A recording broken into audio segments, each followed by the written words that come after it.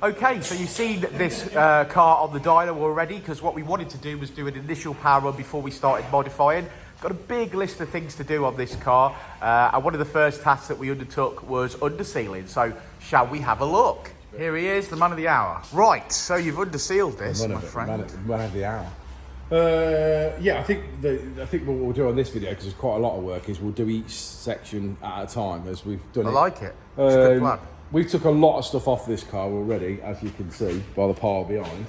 So we've already done exhaust manifold off, exhaust off, under trays off, standard airbox, air resonator, all the heat shields underneath are like falling off and not hold on by anything, so they've gone. We've took the battery out and the battery tray and moved all that and all that sort of, because we're doing battery relocation, induction kit and so on, but we'll get into that later. So pretty much yesterday was stripping and cleaning the floors up ready for underseal. And then we undersealed last night before we went home, so that was going off, you know, nicely, so we're not getting covered in it today. So that's where we are. That's pretty much where we are. Next up, we're going to fit the tyre and springs, front and rear. I think after that we'll obviously refit the manifold and the exhaust, and then we'll start running through more things. We've got valve clearances to do, an idler pulley, so on and so forth, but we'll run through each section as we go, I think. Sounds like a plan, mate. Well, there's been some knocking and banging, and we've got ourselves a lovely exhaust system on. So this is an M2 back box to a M2 resonated midsection to a Japspeed 4:1 manifold. That's looking very shiny and lovely, Richard. It is, ain't it? It looks nice against the black floor, don't it? Yeah, there was a little bit of knocking and a little bit of banging, so obviously a few tweaks that you had to do to make it fit all lovely. Yeah, I mean, we'll run through it. I mean, the manifold fits good, so the manifold is not a problem as far as I'm concerned. It does go on. The corner bolt at the bottom on this side is a bit of a pain to get to, the way they've designed the branch, but it's not impossible. It is just a little bit of a pain. Everything fits fine. It like goes on here. This part fits fine. The only part that's dead tight is against the floor here. What we tend to find is the flange is obviously quite big, and then it drives into the corner of the floor there, and obviously causes a knock. So what I've started doing is I've just trimmed the corner of the flange off, which gives us some clearance, and then just basically give the floor a little tap in that spot again to give a little bit of clearance. There's not a lot we can do. That's the design of the exhaust, and that's really what. So we're just talking about trying to make it fit as good as possible and not knock. The back section here fits fine. This hanger generally needs a tap outwards because they're not spaced out enough. So tap both the brackets out, which then line them up to the rubbers. And you can see even now that's on the very edge of that rubber. Even though I have tapped that out, that could do with moving out by ½ an inch so that it was more on the rubber. This section again bolt on. It comes with two hangers on it for some reason, but it obscures the rubber and makes it very difficult to get on. So I'll cut one of the hangers off, the top part off, which leaves the bottom, and drive the bottom one forward. Again, it doesn't meet the rubber. It could do with moving forward by ½ an inch. I think that I have a similar issue on my own car. Yeah, and then basically that allows it to sort of sit in the centre of the back section and obviously fit a little bit nicer in there. So I think the age-old point here is that whilst the cheaper exhaust is fine, I have no issue with them, I have no issue with them fitting them, you have to accept that they need a little bit of modification or tweaking. A little bit of a tweak. Or whatever to make them fit. They do not, unfortunately, the FN2 is renowned for knocking on the floor, and that is probably due to that centre section. So we've sort of, been working at obviously alleviating those knocks by trimming those flanges up and obviously just tapping the floor a little bit.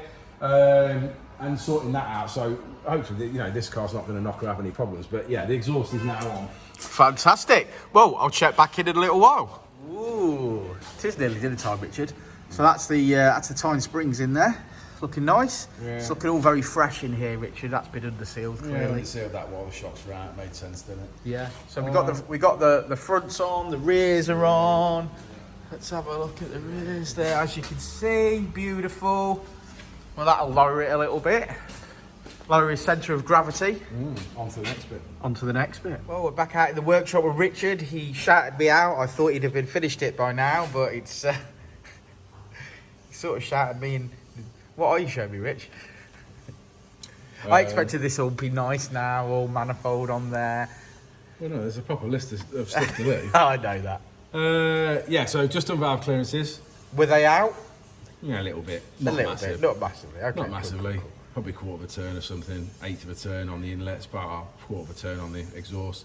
And fitted the clutch bypass pipe, cleaned the reservoir out. Oh, very good. Nice clean pot. Nice clean pot. Done the new, put the new bypass line on. Bled all the system through whilst it's nice and accessible and the inlet manifold still off.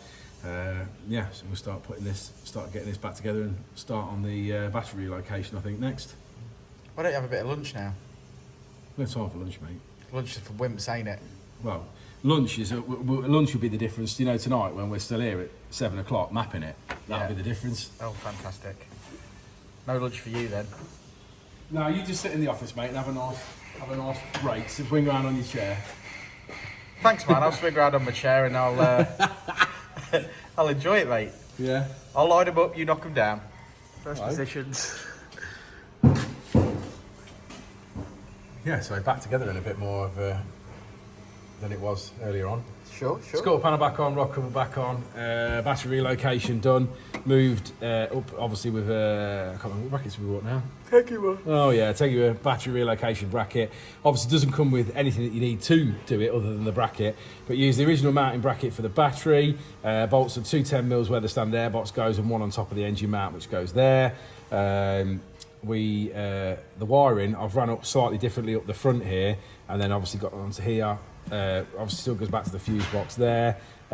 Trim that down, casing down, and then that allows the starter wire to come out, and then that goes back up onto here because that needs to be either lengthened or brought back down the loom and put to there, which is what we've done. We've had to remake the earth cable and then run that obviously to a post on the inlet manifold, or just the side of the inlet manifold there, so that works. That's battery relocation done. We fitted the M2 inlet manifold. Customer unfortunately didn't want to put a fuel rail and a gauge on it, which I thought was a little bit of a shame given the fact of all the other work we've done, but you know, there's plenty of time for more modifications. This is function over form. Yeah, fitted an idler pulley because it was noisy. Relocated this bottom earth strap and ran that round to where the resonator box mounted underneath, completely taken the battery tray out. A lot of people seem to leave the battery trays and stuff in, which I don't like. When you're deleting it, do a delete. So that's out, and now we're going to start working on our induction kit. Oh, I've been terribly excited for this, Richard. Well, I mean, yeah, it's been a long time coming, isn't it? We were hoping to have it already done and sorted by now, but this car was booked in for it, so now this is the car that's getting it. Yeah, there is no time like the present. No, there isn't, so we're going to try and get started on that. Right, okay. Okay, Richard. Well, Richard, it's in. It is in. It's looking good, my friend. Well, it's the first one, so yeah, hopefully it's going to be all right. We've done it, put the filter in, mounted it down there. A lot of people will say, oh, it's just going to get hot air from the radiator, but the radiator isn't there. No. Where the fan is where the radiator is.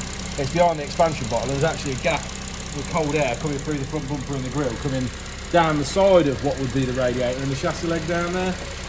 So it's 3 inches. Yeah, 2.5. So I'm told. Yeah, 2.5 up to 3 inch. Obviously, still got the MAP on it, so you can use it, you know, with or without. Yeah. So people that are MAP can use it, people that aren't MAP can use it. Pipe obviously up to the PCV, and then obviously up to the idle air assist. This hasn't got it anymore, so obviously we don't need it, but I've put it on and blanked it. Yeah, all good. I mean, we'll find out, we'll get some results on it tomorrow and we'll do some work. Fantastic. We'll make one, I've made a second one, and we'll test that on your car back to back with a CPL kit. Yeah. And we'll see what happens with Sounds like a good test. Yeah, we'll get some nice photos. Good stuff. End of day 2. End of day 2. Okay, so work on this FN2 is complete, and now it's time to flash the standard ECU with the race ROM, starting with our base file, and then we're going to start tuning. So it's up on the dyno. I'm doing my bit with the laptop. We'll set up the dyno computer, and then do a pull. We've done a standard run in this car before it was modified, and I think she made 198 brake horsepower. So we're hoping for some gains today. Anything over 220 would be fantastic. But let's see how we get on.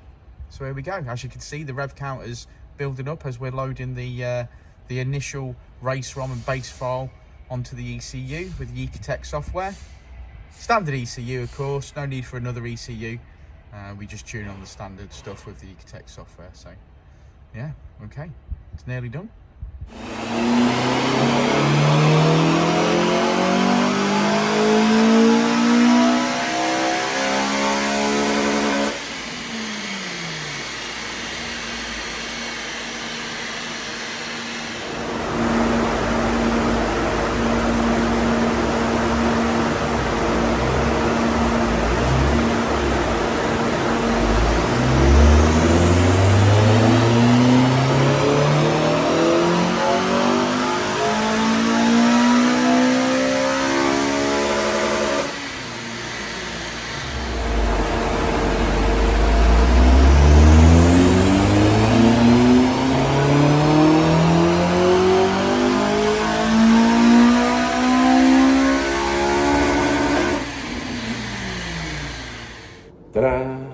So FN2 came in stock car. It had a panel filter and made 198 brake horsepower. That was our starting point. Yeah, we did that on Saturday, didn't we, when the customer dropped the car? So we did our stock point on Saturday. Obviously since then, it's had quite a bit. So we have done, well, we've got 4-to-1 Japspeed manifold. 4-to-1 Japspeed manifold. M2 resonated catback. We've done valve clearances, we did an idler pulley, we did a clutch bypass pipe.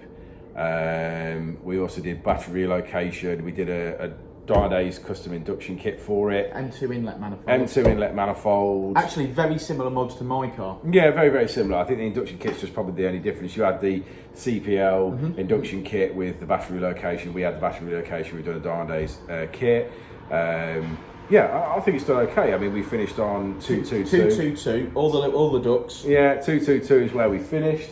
Yeah, mapped up lovely. I mean, obviously from standard form to that, it's a significant increase. I'm sure On an NA engine. On an NA engine, I'm sure the customer will be really, really happy with that.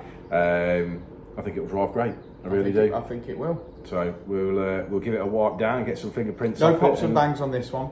No, we didn't do any pops and bangs. I don't know if we didn't speak to the customer, did we? Really? No, but we could always add them. Can't but he's an older gent, so I'm assuming he doesn't want pops and bangs. So we haven't put them on, but we'll speak to the customer when he comes. Yeah, if he wants them, we can still do them, can't we? Yeah, but, yeah. Let's have a look at the graph, man. Okay, so as we always say, red line is as she comes in, blue line is as she leaves. The red line was actually Saturday's run. It only had a panel filter at that point, and it made 198 brake horsepower, leaving on 222. There's about a 35 brake horsepower gain in the mid-range there. Revved it out slightly further, lowered VTEC, and we finish on 222, which is 184 at the wheels. Rich is making all the noise as he opened up to the dyno cell. Hey, Rich. Yes. See you on the next one, won't we, Rich? We will indeed. We will indeed. Before and I'll say it again. Life moves pretty fast.